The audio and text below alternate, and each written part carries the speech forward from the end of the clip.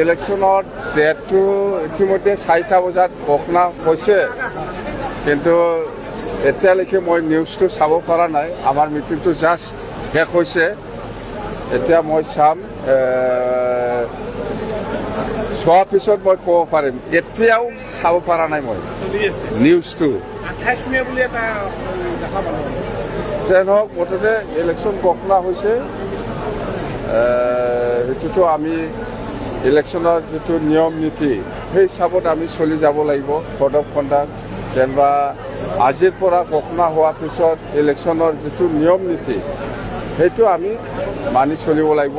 আমি BPF দল হিচাপে মানি চলিম।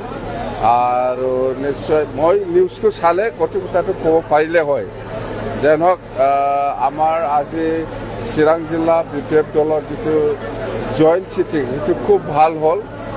আৰু আমি ষ্টেৰিং কমিটি কেনেকৈ বনাব লাগে, ৰাইজৰ যিখিনি অভাৱ অভিযোগ ইয়াৰ ওপৰত আমি আমাৰ মেনিফেষ্টত সোমোৱাৰ কাৰণে কি কি সমস্যা আছে সেইবিলাক মই ডিষ্ট্ৰিক্টৰ পৰা বিচাৰিছোঁ।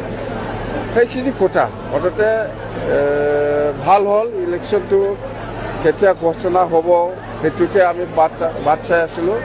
এতিয়া আমাৰ কথাটো হ'ল ঘোষণা কৰাৰ পিছত যিটো নিয়ম নীতি সকলোৱে আমাৰ দলৰ কৰ্মীসকলে মানি চলিব। বাছ কেণ্ডিডেট আমাৰ আজি ঘোষণা হৈছেতো, এতিয়া আমি এপ্লিকেশ্যনটো লৈ আছে। সমষ্টি ৱাইজত বহুতে এপ্লিকেশ্যন দিছে। সেইটো আমি ফাইনেল পৰ্যায়ত আহিবৰ কাৰণে এক সপ্তাহ সময় লাগিব। প্ৰস্তুতি খুব ভাল।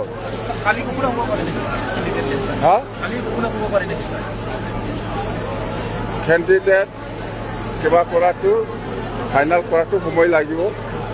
আৰু আমাৰ BPF হিচাপে প্ৰস্তুতি খুব ভাল।